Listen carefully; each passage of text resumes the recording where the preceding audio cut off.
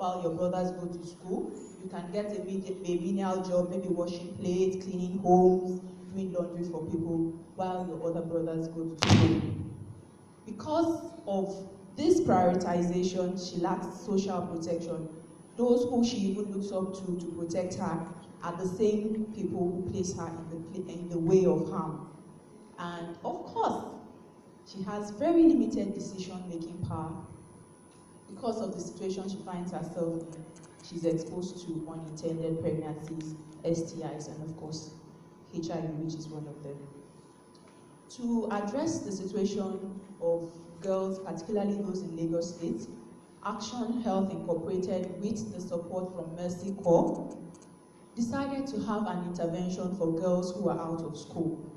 And we looked at girls across 5 local governments of Lagos State.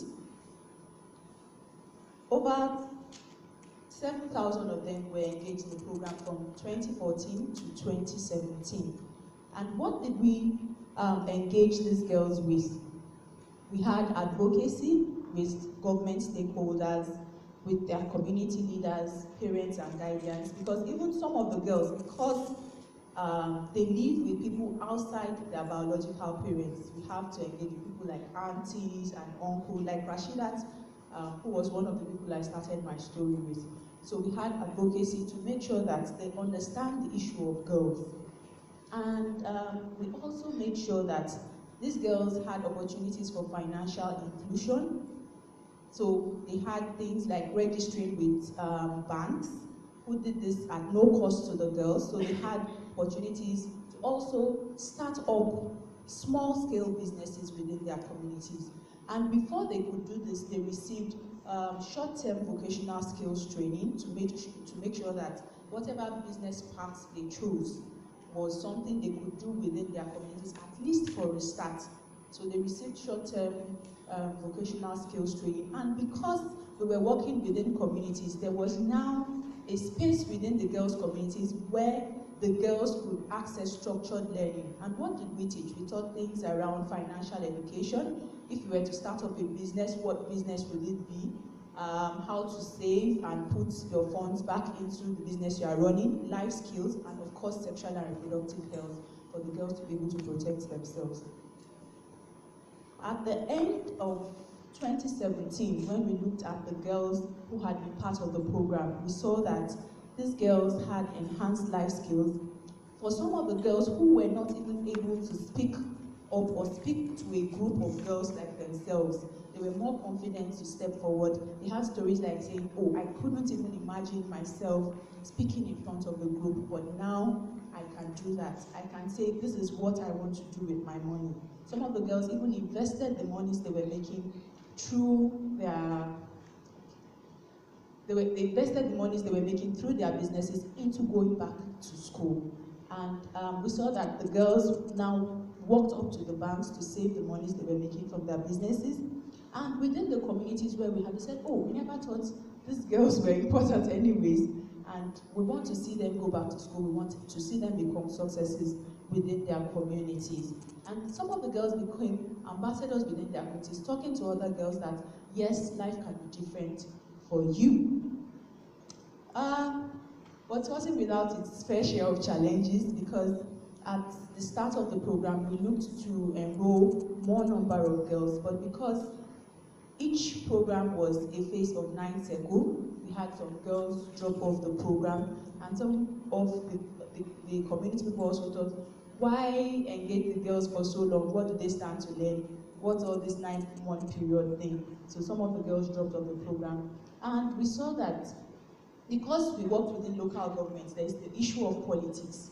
The politicians want to hijack it and say, okay, this is what I'm doing for my local government, as opposed to a simple development program which we want to happen. And the learning spaces we had in the communities were based in schools. The state had a ban on schools, so for a while we had to look into the community to address that challenge. So the community leaders came up with to say, oh, since we can no longer use schools, we can use my compound, we can use my space to ensure that learning still continues. What we've learned is that the decision to harness the potential of out-of-school girls can be a liability or an asset, depending on how the community and the societies within which they live in decide to take it forward. And I'll end with a quote that says, how we invest and support women and girls, particularly those who are marginalized and live in poorly resourced communities, today will determine what our world will look like in years to come. Thank you very much.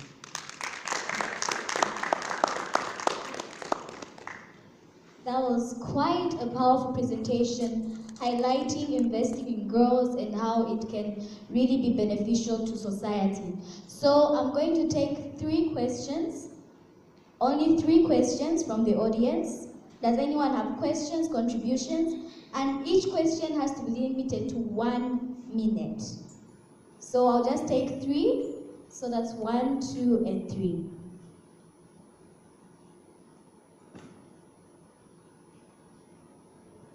Thank you for your presentation. Sorry I came in late, but I just managed to pick a few of the key areas of success. I wanted to ask about the challenge of accessibility to banks. I work in rural communities where banks are located in towns, and that makes it very expensive for girls to travel to go and access banks. How are you? Do you have similar situations? And if you have, what are you doing about it?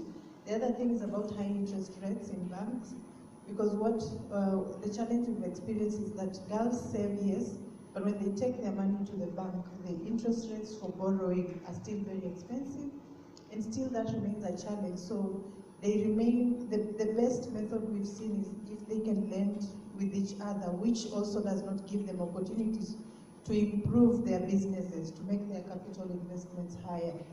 And my last question is about, you find that most of the time when you're working with girls, so you're removing them from this cycle of poverty, and that when they start businesses, there's over-reliance by their extended family members. So how are you able to deal with that challenge whereby now she becomes like everyone is coming to her for support and for help in the community? Thank you. Where was the second hand?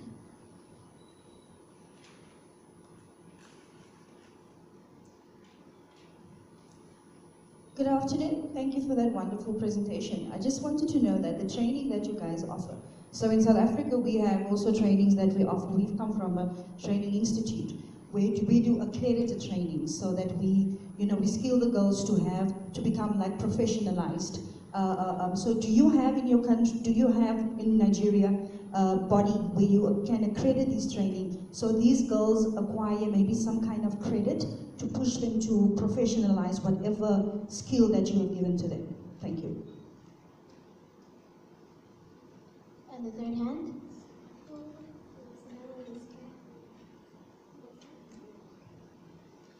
Good afternoon. My first question is there a specific monitoring tool after the girls have done this training? Is there monitoring tools that we follow, that we foresee that there is progress? Also, is there a specific support system for those who drop out of the program? Is there support? Is there people still going back and giving encouragement for them to continue with the course? So those are 3 interventions questions that have been made, that have been raised. Thank you, Natasha. In terms of challenges of accessibility to banks, yes, it's a real challenge. Some of the girls have to go to far places, but what we encourage is that they should have banks that are closest to them.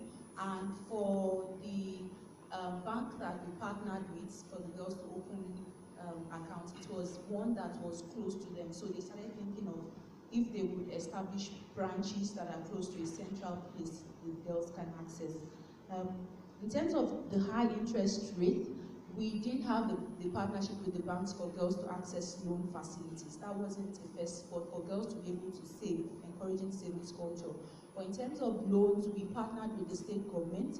The state has a trust fund, and the girls were able to access the loans at 5% interest rate overall, and it's spread over a period of 12 months. So it's not a one-off payment, and it was something that was easy for the girls to access and improve their businesses on. Whilst they were doing that, they were also encouraged to start up savings group within themselves, and we hope to get that registered as cooperatives so that the girls can have access to larger pool of funds. In terms of over-reliance of their families, part of the curriculum the girls are exposed to is life skills, and they're able to make better decisions for themselves and decide what, if I invest the whole resource I've made in my family, how do I keep my business going? So the girls can decide for themselves part-time what they do with their funds. Though they understand that now they can help their families, but they understand also that they want to make a difference in their own lives.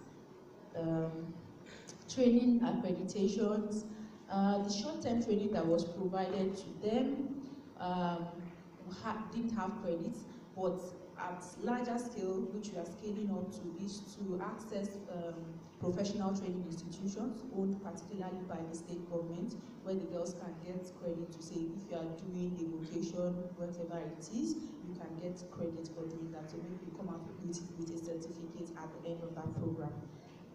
Monitoring tool, yes, there was an external evaluation that was done across all the program sites. So the monitoring wasn't even done by us, it was done by an external evaluator. I hope I got questions covered.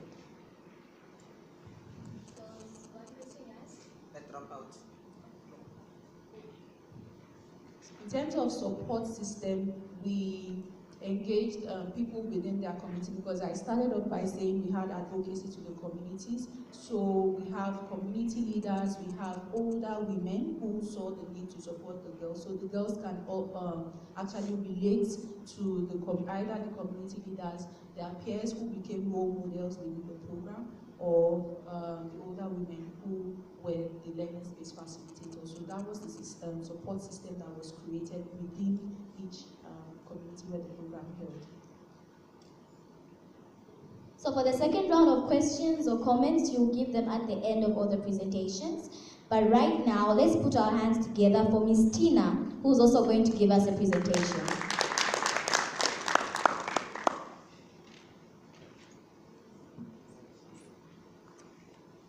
Hello, good morning.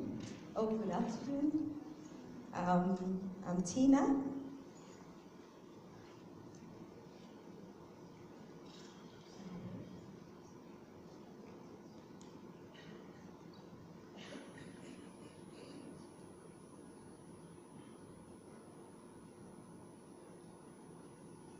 Oh, sorry about that. I'm Tina, and I do what I do because I'm a woman and there's a girl in me. And now I'm talking about, we are going to be talking about ending female genital mutilation in southwestern Nigeria, intensifying efforts to end female genital mutilation. And I will start by defining what female genital mutilation is for people that don't know. It actually comprises of all procedures, partial or complete damage or total excision of the female genital part or injury to any other organ of the female, either for cultural or non-therapeutic reasons. And we have 4 major types: the type 1, the type 2, the type 3, the type 4. Now, for those who don't know the type, because I've been asked a lot of questions about this, the type 1 is the removal of the sensitive part called the clitoris of the woman, while the second is actually scraping or injury to the lips, and the third is actually called the inflammation, whereby the external genitalia is being sewed up and leaving a tiny hole for the woman to actually do all other reproductive function. And the fourth is any other injury inflicted on the woman's external genitalia. Now, in Nigeria, and why Nigeria? Because Nigeria is the third absolute highest prevalent country of FGM practice after Ethiopia and Egypt. And the population, the evidence actually shows that almost 20 million, 19.9 million girls are affected in Nigeria. This is about 25%. That is 1 out of every 4 women is likely to have been caught in Nigeria. And the background information shows that the southwest and the southeastern region of Nigeria is where the prevalence is really very high. And why we chose to work in southwestern Nigeria is because there is a particular state in the southwestern Nigeria whereby the prevalence is as high as 76%, almost 77%. That means 7 out of every 10 women in that state have been caught.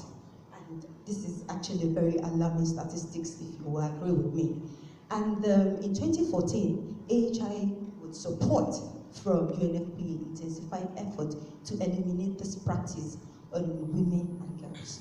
And our approach are simply policy and legal framework, capacity building of health workers and community volunteers, and social norm change.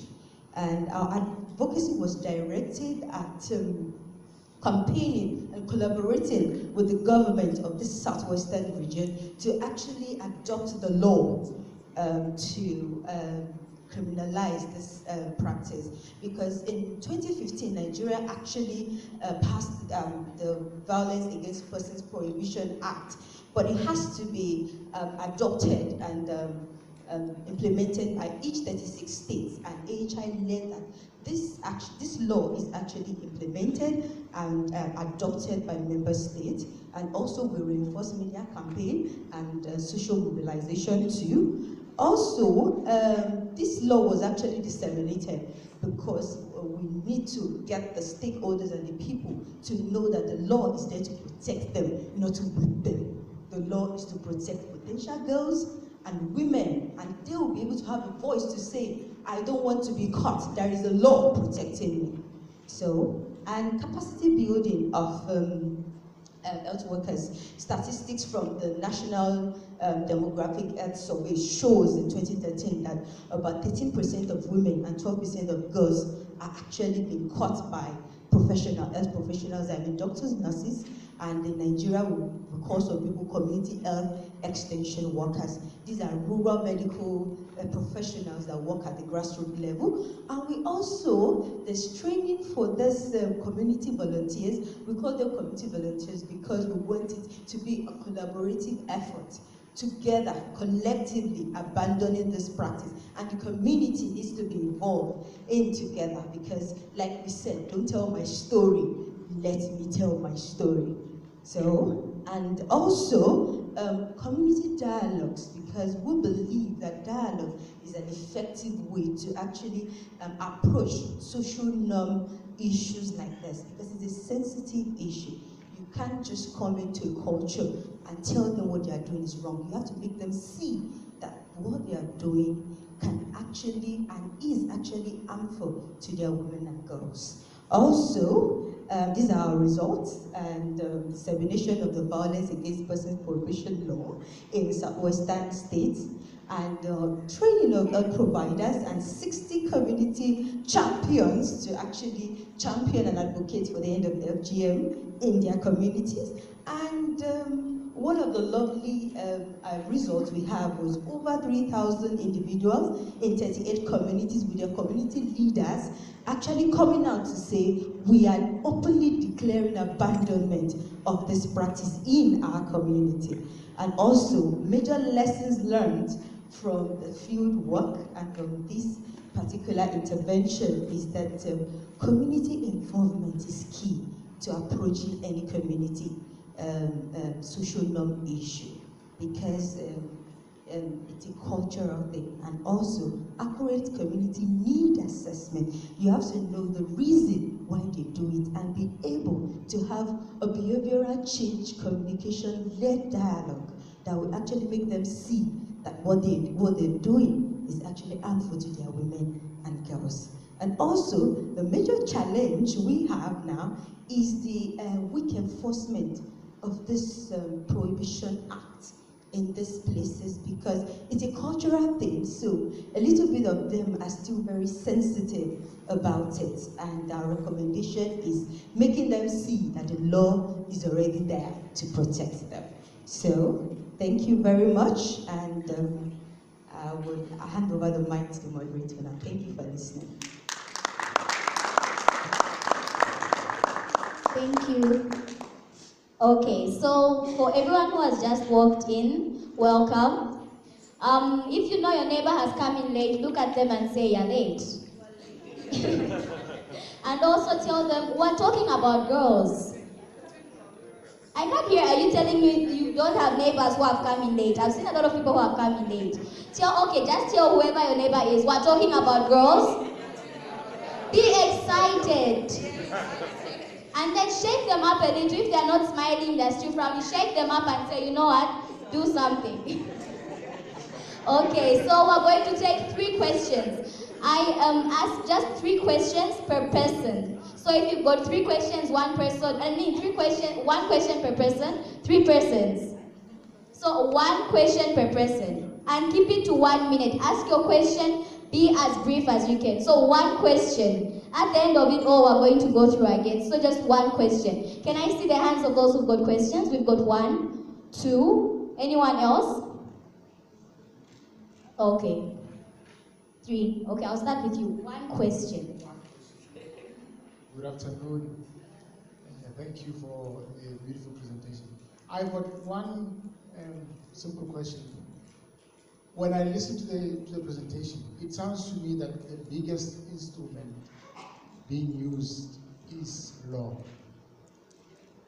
And for me, I would have thought that the instrument would be coupled with social change and changing of mindsets, changing of cultures, so that ultimately people do not necessarily have to be forced by the law or by the threat of prison in order to respect the sanctity of a woman's body. So the question is, to what extent are we going to be working on maybe making sure that the cultural change is part of the strategy? Thank you. So you take note of that one, involving cultural change. Good afternoon, thank you.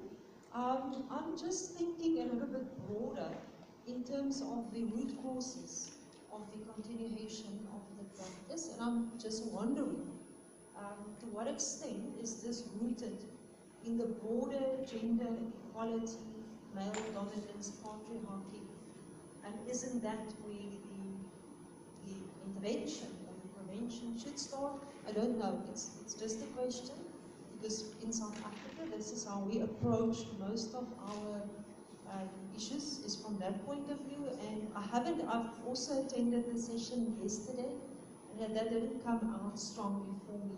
So I was just wondering about it. So root causes, last question. Please keep your question brief.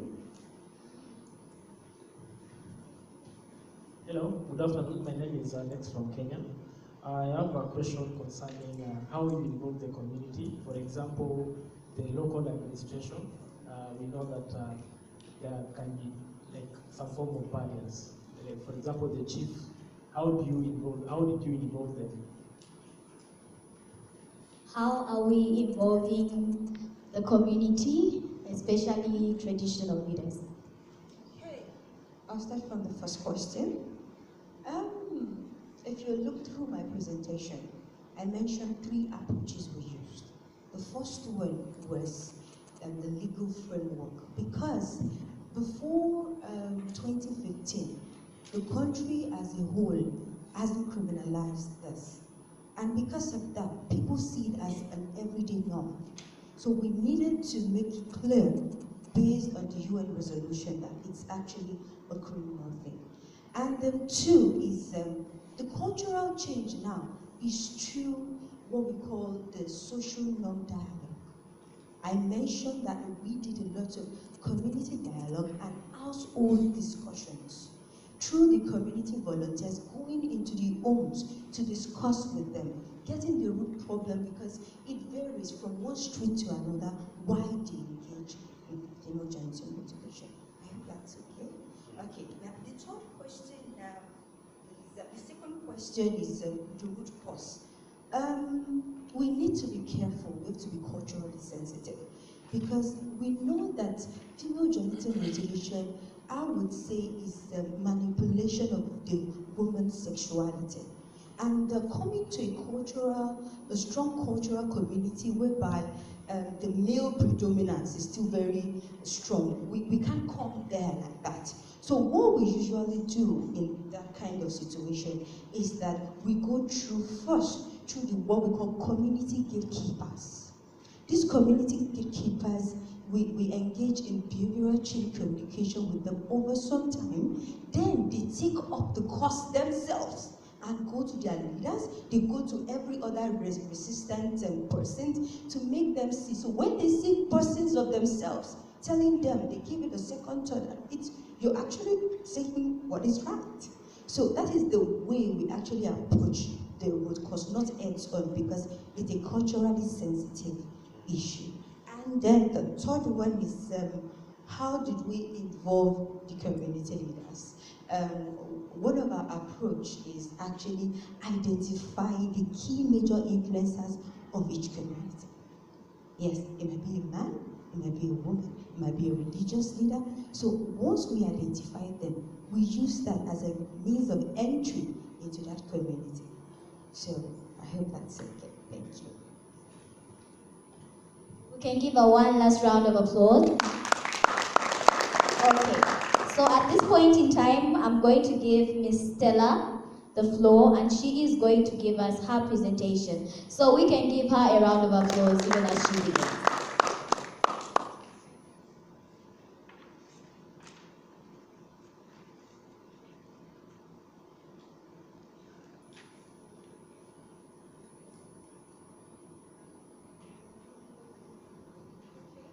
Good afternoon, all.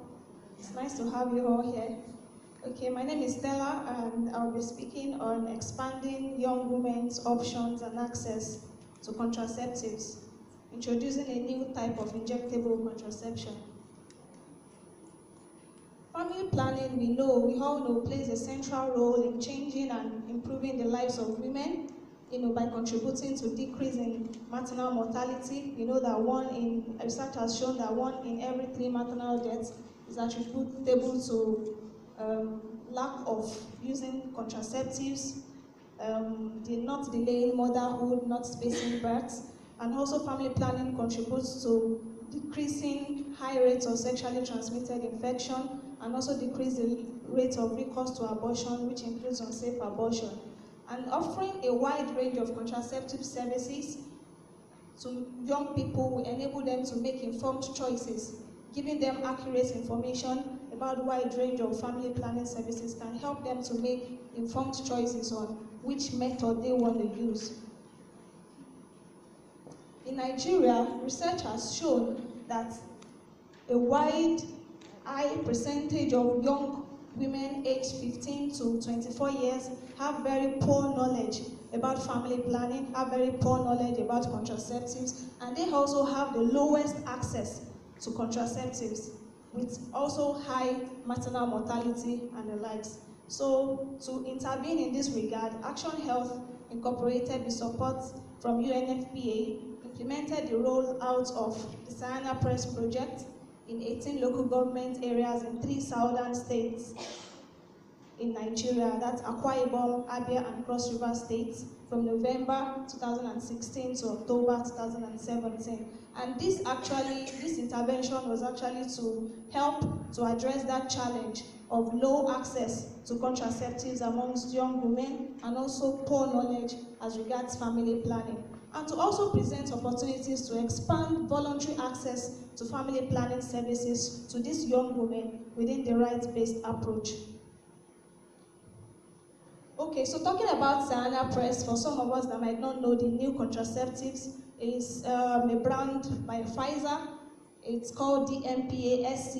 DMPA means depo-medroxyprogesterone acetate. The SC means subcutaneous.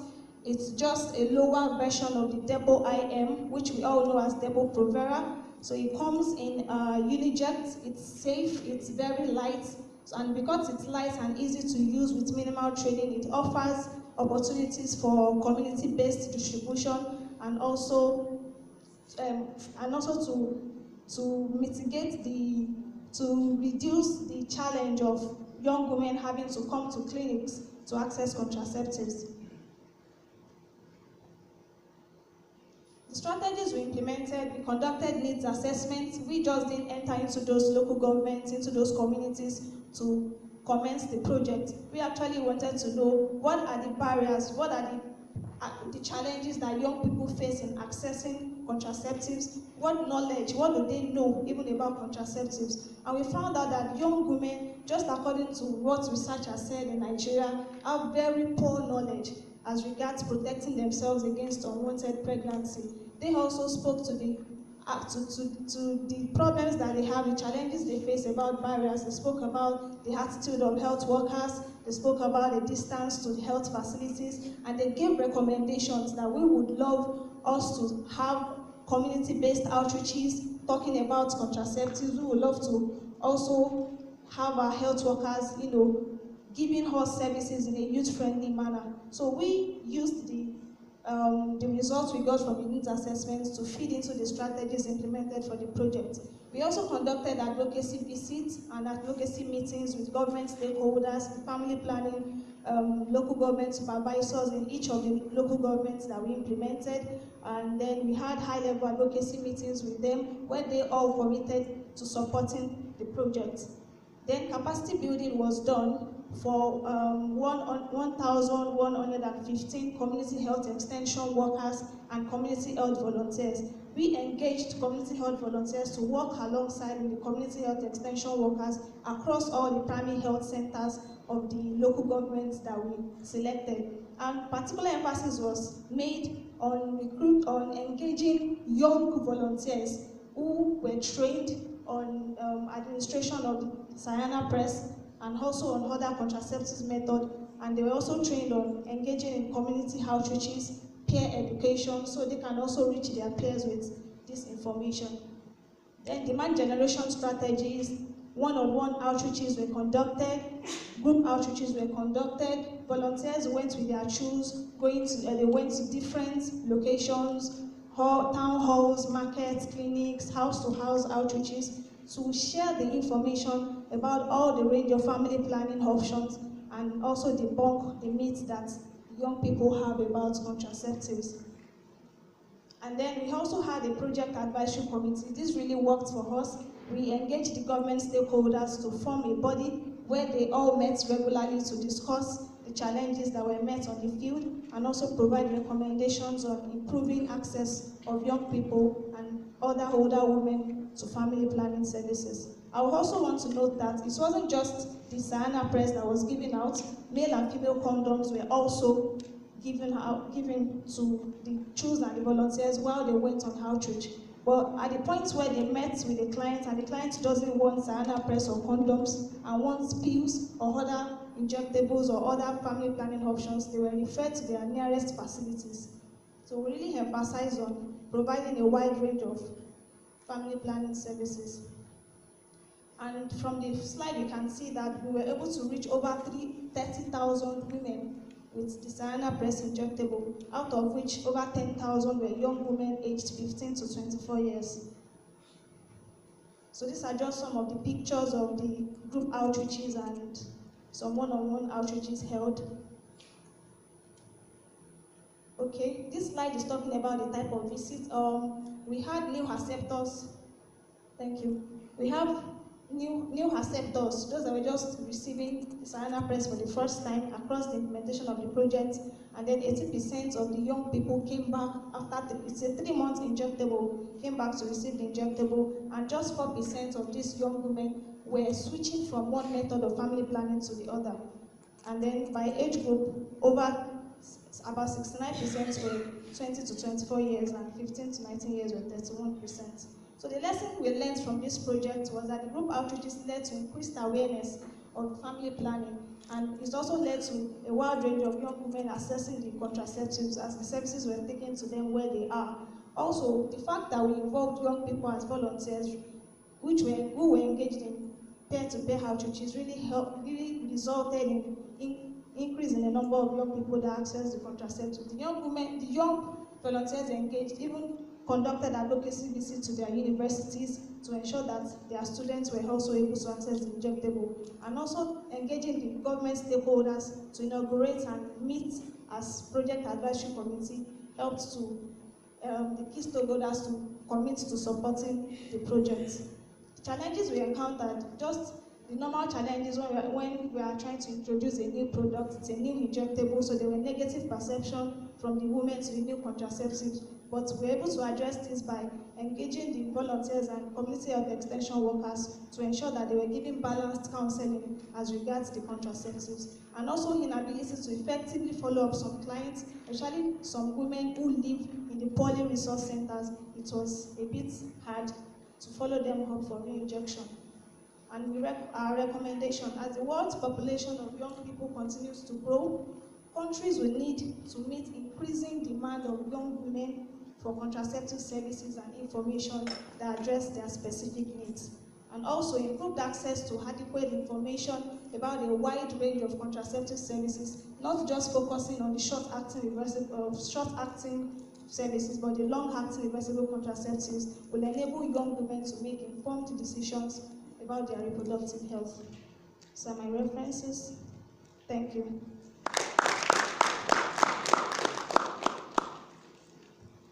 Okay, the rule applies even for her. 1 question per person and only 3 people. Do we have any questions? 1, 2, and 3. Okay. So keep it brief. Let it be a question, no explanations, no examples. Good afternoon. Thank you very much for the beautiful presentation. I'm Dr. Kaga from the Lagos State Ministry of Health, Nigeria. I'm just very curious about the disposal of the sharps. You know, this is an injection and give it to women, maybe illiterate to take home. How do you tell them to dispose of the needles after use? Disposal of the needles?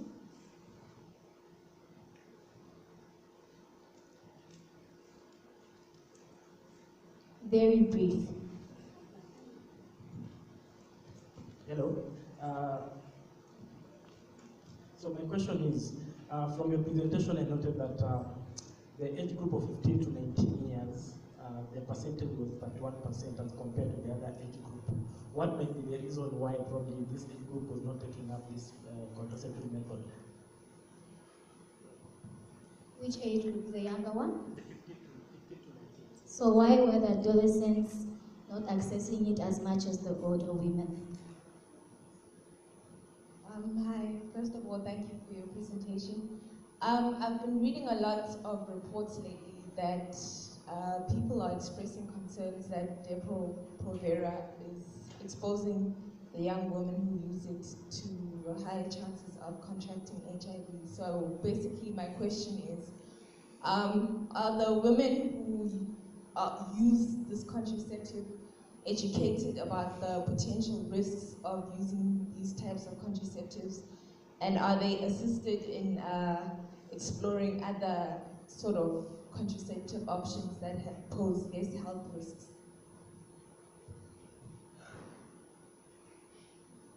So you also have 3 minutes to respond. Thank you, Natasha. Okay, for the disposal of sharps, and even for the other questions, we haven't started self-injection in Nigeria. The process has started for self-injection, yes, but we haven't started. The women have not been, we've not put the power in their hands yet. So the community health extension workers and the volunteers they were always going out with safety boxes that they used when they were administering the cyanide press to the women. Yes. And then concerning the challenge about the age group, I would say that 31% is still a very good thing. We are just introducing the contraceptives. These states are states where there is high rates of people accessing injectables, and that was why we introduced the cyanide press injection. So I think it's still something positive. I don't want us to see it as a very low number of young people aged 15 to 19 access the contraceptives. It's a long-acting reversible contraceptives, which has not been short-acting. It's actually long-acting. It's 3 months, and then it hasn't been introduced before. Injectables were not really widely used like that, and then 31% were still able to access it. So I think it's a positive thing. And then concerning the high chances of contracting HIV, research is still ongoing. I was able to go through to access some researches that were conducted. They are still not very sure if if you are susceptible to contracting HIV by using depo-IM, which is intramuscular. But we should also note that Sarana Press is short, it has a shorter needle, it's very easy to administer, and then the chances of contracting it might be lower, but research is still ongoing as regards that. Thank you. Look at your neighbor and say, neighbor, if you were given the opportunity to inject yourself, would you manage? What have they answered? Are they brave enough? Okay, I don't know what I've done. Okay, so at this point in time, we're going to introduce the only male on the panel. So we're going to listen to, your horsey voice now, eh? You can give him a round of applause, Mr. Oluwase.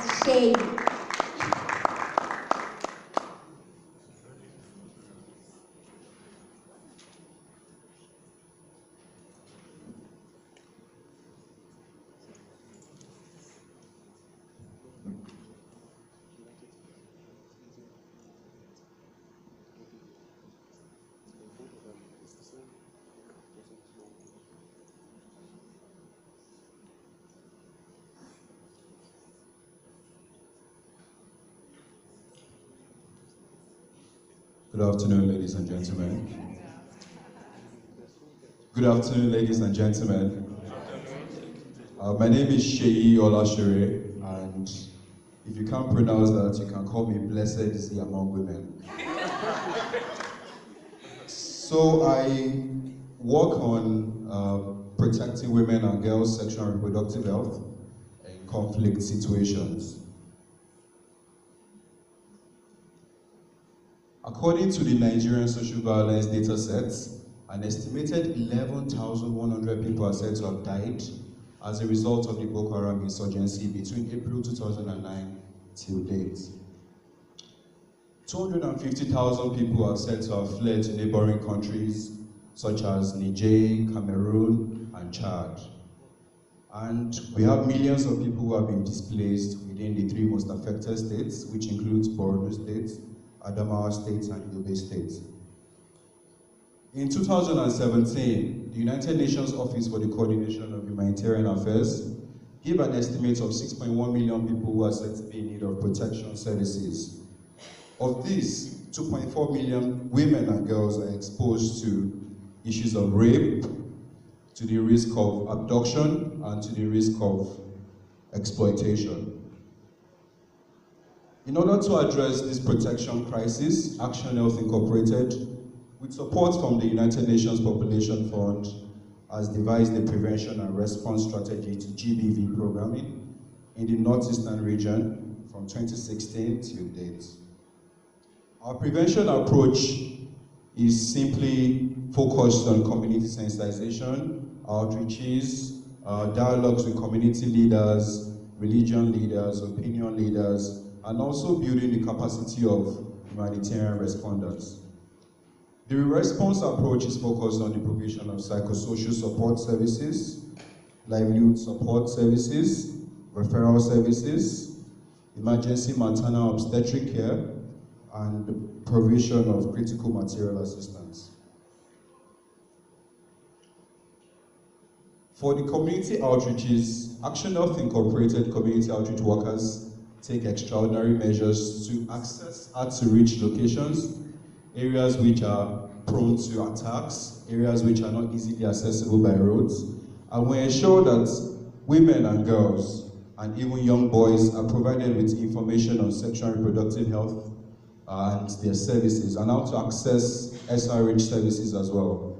And also to encourage young girls and women to speak up when they are faced with issues of GBV and where they can easily access services. Usually in the humanitarian context, the focus is usually on food, shelter, and security. And the critical need of women and girls are sometimes overlooked. And this simply is basic hygiene for women and girls. And that is why we've also ensured that we provide hygiene kits to women and girls in these affected regions to ensure that they have ease of mobility, to engage in economic activities and other productive activities. A major part of what we do is the provision of psychosocial support to affected women and girls in the humanitarian setting.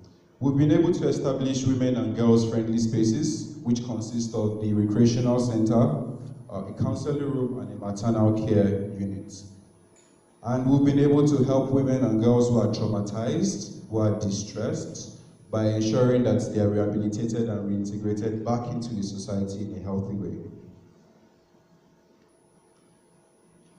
One of our community resilience strategy is through the provision of livelihood support for women and girls to build the entrepreneurship spirit and to ensure that they're economically empowered.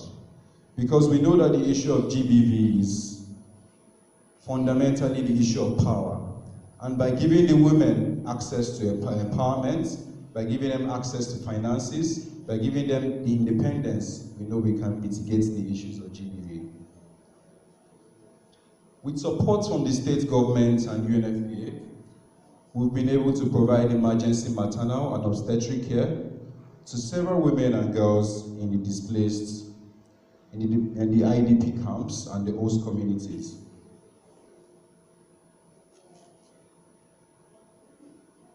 AHI humanitarian efforts is to support the overall humanitarian response approach to providing life-saving activities, life-saving assistance to vulnerable people by providing risk mitigation activities, risk mitigation programming, and also to provide information on GBV. We've been able to reach 200 women with psychosocial support services, and we've been able to also give them referrals to health services, access to justice, and referrals to security. We've been able to integrate the maternal health care services in over 20 IDP camps.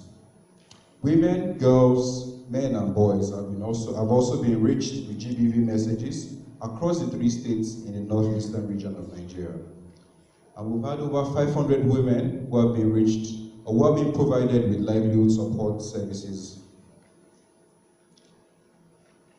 Challenges and suggested resolutions.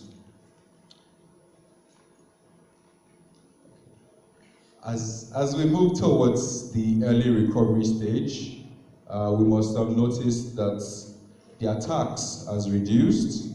The Chibok girls, some of them have been freed, and generally there's a high influx of repatriation, that's of people from neighboring countries coming back into their country and into their states. And what does this mean? It means a lot more people will need GBV services, a lot more people will need health and psychosocial support services. And this influx is something that comes on a regular basis, which sometimes can be a challenge. And some of the suggested resolution is through expanding our community sensitization outreaches and awareness, and also expanding health services and psychosocial support to the newly liberated areas and also to the repatriation, people who are repatriated. Lessons learned. Partnership with government agencies has been very helpful for us for community participation and to sustain project interventions. We've also learned that building the capacity of local indigenes helps to build trust amongst the IDPs and returnees. Recommendation. Moving forward, we are looking at strengthening skills acquisition activities for women and girls and also integrating basic literacy and numeracy skills. So we are trying to take it beyond just teaching them how to be enterprising, teaching them skills. They also need to have essential knowledge on literacy and numeracy skills to excel in their businesses. And for those who also want to go back to school, we also provide such services to them. We're also looking at exploring community radio stations to disseminate information on GBV. And the final recommendation is the need for more extensive research, especially in the humanitarian context. We have the GBV IMS, which provides data but we also still need to do more work in this regard. Thank you for listening.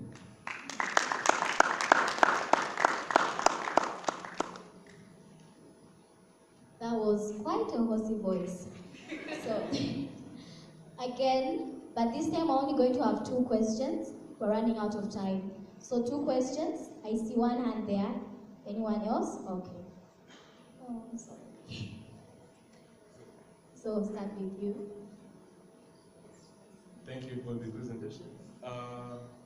Just to get a better understanding in terms of how do you support these ladies or girls with income generating activities? Are you doing like SNF, which is like savings group, and how, or in what capacity, for example, or what are the economic opportunities that are available for them to be able to actively maybe involved with some income generating activities?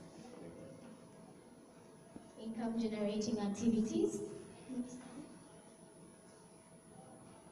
Very much for your presentation. My name is Dr. Hazuki from Nigeria. I wasn't very quite clear about who your target communities were. I'm going to give you 4 questions. Are they women and girls who are returning back to the affected community? Are they women and girls in IDP camps? Or are they women and girls in the host communities, or all of the above? Okay, I'll give a chance for one last question. So the target areas, which are more clarity on what girls and women are saying. Thank you for the opportunity. I just want to know, considering the volatile nature of those areas, how are you able to follow up on your investments? Your follow-up mechanism.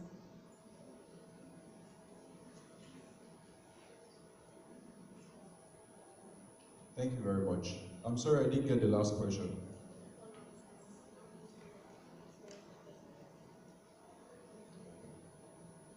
So I would start with the first question, what are the economic opportunities for women and girls? What we do is we work closely with the State Ministry of Women Affairs, and once these women are trained, we also provide startup seed grants for them to start up their business and also make profits. So those are some of the economic opportunities we provide for them. For the second question, the target communities. Now, the target communities include the IDPs, the returnees. So basically, it's all of the above, but it's mostly focused on women and girls. And for the third question, considering the volatile nature of the northeastern region, in the humanitarian context, we have a multi-sectoral approach. So it's not just AHI doing work, we also have other agencies providing education, security, emergency telecoms, nutrition, and we also have people we also have the military who also give us support by providing us with security briefings and all that. So it's a coordinated approach, so it's quite easy for us to implement our work. Thank you very much. Okay, so at this point in time, I'm now going to call our last presenter, Ms. Funso, who's going to give us a presentation. You can put your hands together as she comes up. Okay, let's just shake the room a bit. Back in our country, there are these clubs that we have, they're called kilos. So when I say parliamentary kilo, you clap 1, 2, 3, 1, 2, 3, then shout, yeah. Are we together? Okay, are we ready? Yes. Parliamentary kilo. Hey, sorry, my tongue. Parliamentary kilo. Yeah. No, let's do that again. I need to hear more parliamentarians. Parliamentary kilo. Yeah. Okay. Thank you so much, Natalia, for shaking up the room because I'm like already feeling cold. Okay, I'll be taking notes. My name is Oluwa Funsho. She tried pronouncing the name. Oluwa Funsho. There is no H in the Funsho. Okay, so I'm taking us through the a project intervention that we did in Nigeria, increasing access of young people to health services. Like we were saying, the discussion, 1.8 billion young people in the world. According to the UN 2017, 24% of the world, about 7.5 billion people. And in Nigeria, 32% of 90.9 are young people. So what are the major adolescent sexual reproductive health issues? We have issues of early sexual debut, issues of female genital mutilation, issues of unintended pregnancy and unsafe abortion, issues of early marriage,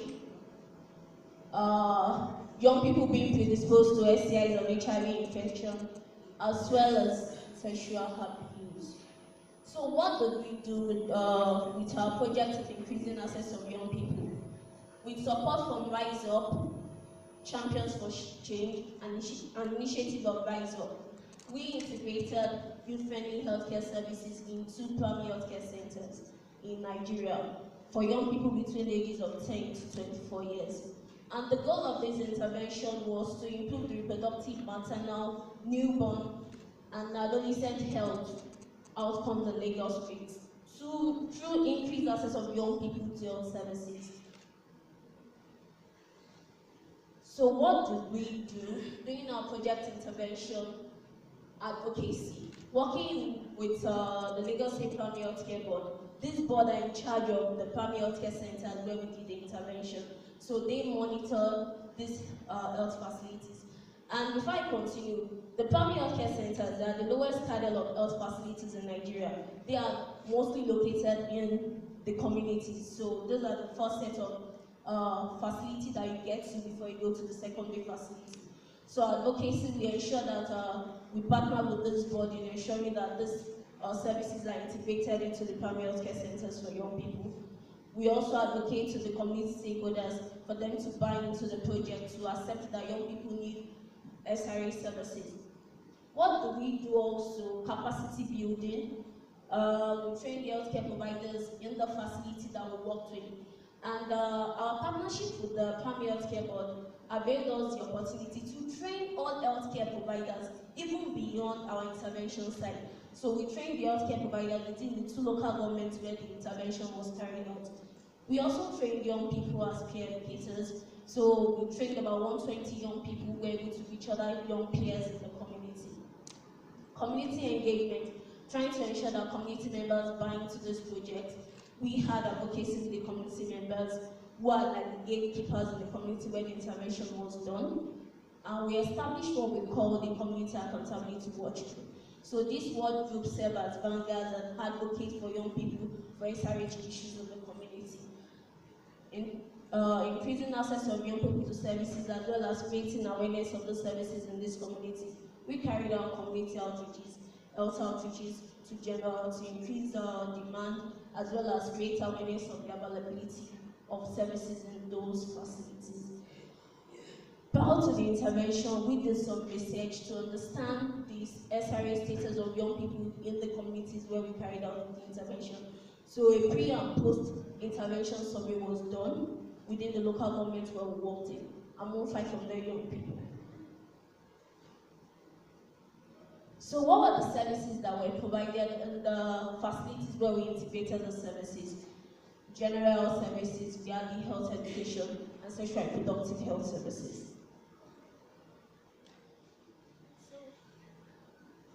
So what were the lessons learned during this project? Like I mentioned earlier, the primary healthcare center is the lowest cadre of health facilities where a young person can come because it's very close to their community. So this intervention, we learned that the primary healthcare center is like a very good place for where young people can get health facility. And we have a national plan in Nigeria which actually stipulates the integration of youth-friendly healthcare services in primary healthcare centers in Nigeria. We also we learned that community partnership is very key because these are like when we are talking about barriers of young people to health services, socio-cultural barriers, and these are people coming from the community. Parents say, you know, you can't go to the facility. What are you looking for? So we understood the importance of community partnership. Strengthening the capacity of young people further help to build young advocates who could go into the community to speak about these issues, speak to their peers that okay, they need to access services, as well as engage in community discourse. Because during the course of this project, when I mentioned community engagement, these young people organize community dialogues. So now, like we'll be saying, let the young people say what the issues. We are not saying the problem for them. So they went into the community because they are part of the research team also. So they were able to identify the issues, and they're telling their parents, telling their community members, these are the issues that we are facing, and these are the things we want to be done. So, what are our recommendations? During the course of this project, we learned that there is need for on-the-job training for healthcare providers, because research has also shown that one of the key things or barriers to young people accessing health services are healthcare providers' attitude. So there is need for on-the-job training and the training of healthcare providers in delivering services for young people. Also, there is need to strengthen the capacity of young people to deliver youth-friendly healthcare services, as well as engage young people in program designing. So we are not just designing programs that, oh, young people need services at this facility. They must be part of the program design. They know what they want, and their views are encompassing whatsoever intervention that is to be done. What were the challenges that we faced? SRH issues of a low priority, and cultural factors always serve as a barrier. Furthermore, there were issues of poor system delivery, and these are sometimes hampered by availability of healthcare providers. There are sessions where we're talking about, like, are there healthcare providers to even deliver the services for young people? And prior to this intervention, there were no data in terms of assessing how many number of young people come into this facility. Okay. Thank you very much.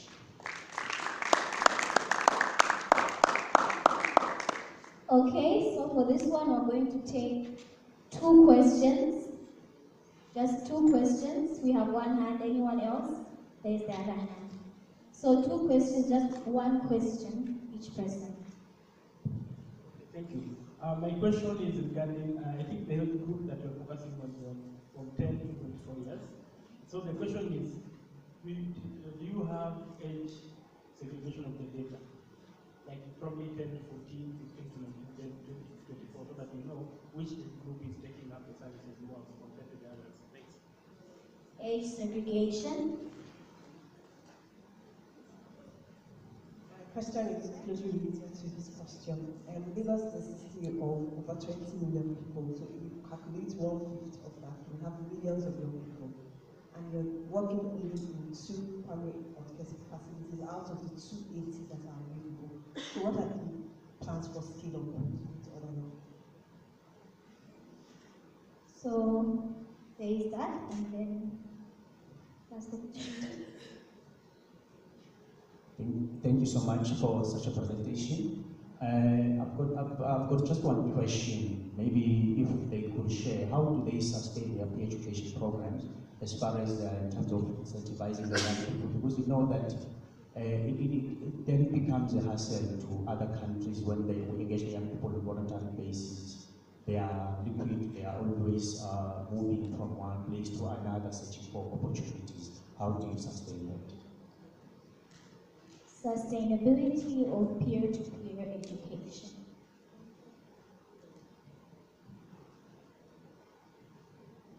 Okay, in terms of the age segregation of data, I can share after the meeting, but we have more people between the ages of 15 to 19. They were about 40%, so we have the larger of 20 to 24 actually accessing services. Okay, plan for scale up. Yes, there are 280 facilities, primary healthcare centers in Lagos, and the Lagos State government actually also have standalone youth health facilities. So part of our advocacy also was for the state government itself to scale up this intervention. So beyond having standalone facilities, can we explore the option of integrating these healthcare, youth-friendly healthcare services in PACs that are existing? And this is like our 3rd intervention working with the primary healthcare board. So part of the advocacy and partnership is to the state government to scale up to other facilities, and also for other partners that want to do this kind of intervention. In terms of sustaining the peer educators program, what we did, like I mentioned, was having community partnership, the Community Accountability Watch Group. So these peer educators were drawn from the community. You are right in terms of the movement of peer educators, like if the living community they are in. But the job of the Accountability Watch Group also is beyond our intervention. How will this thing continue in the community? So it's not that, oh, when we've left, they go back to the square one. So this Accountability Watch Group also monitor the peer educators. They ensure that they have constant meeting and recurring advocacy as well as awareness creation about the project. Thank you. So at this point in time, we're now just going to take 3 recommendations. Does anyone want to give recommendations, comments? We have 1. Anyone else? 2. Anyone? 3. Okay. So keep it very brief. You've got 1 minute. So thanks. My recommendation goes to the presenter who did the presentation on FGM. So back in our country, Kenya, an anti-FGM law came into being in 2011, and from then till now, actually we're working in a devolved government system, whereby the county governments are owning the counties themselves instead of the national governments. So when this law was put into place back in 2011, and the counties given the mandate to actually enforce the law, we have seen a drop in FGM rates, especially in the northeastern part of Kenya, which had like 96% of the rate actually before that law came into being. So I don't know how Nigeria is, whether you work in a devolved system or maybe it's in the national system.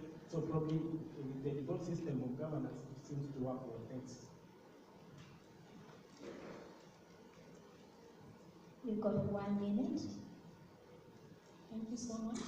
It's still on the female genital mutilation. This is just a recommendation because I did a similar work which I presented yesterday.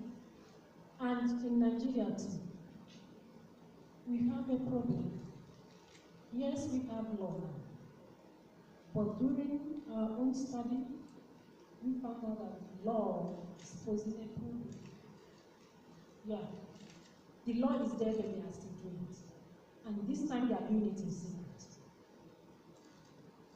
So I think what we have in my mind is that what we are going to do next is to come up with a seminar, a workshop for leaders, community leaders, the lawmakers. They are the traditional lawmakers. And when they believe that this culture will change, actually the culture will change. But when we come up with our law to force them to stop it, they will tell you, okay, we are not doing it. But when you get there, you are doing it. So I think my recommendation is that we in Nigeria, I think we need to engage the community leaders. It's not a matter of this seminar today and you leave them. No, it's something that is a process. It will be a process, continuous education. Thank you.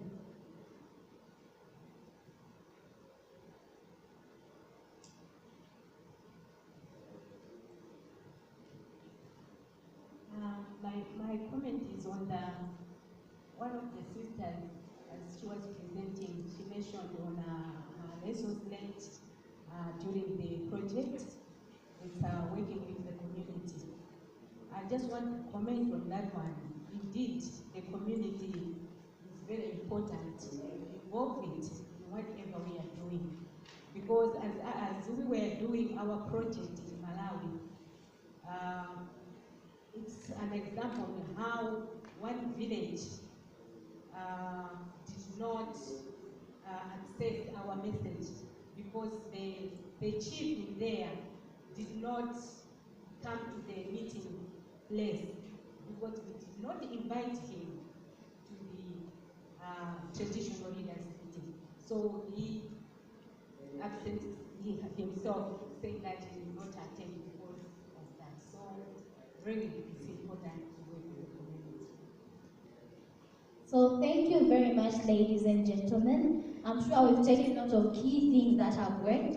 One thing I've noticed is working with the community to enforce mindset change and changing of norms is key strategy to ensuring that girls are protected and invested in. So at this point in time, we say thank you for your time, thank you for listening, your contributions, your questions. You can go for lunch. An announcement is that by 2:30, we should be back in the plenary session. Thank you very much. You are free to leave.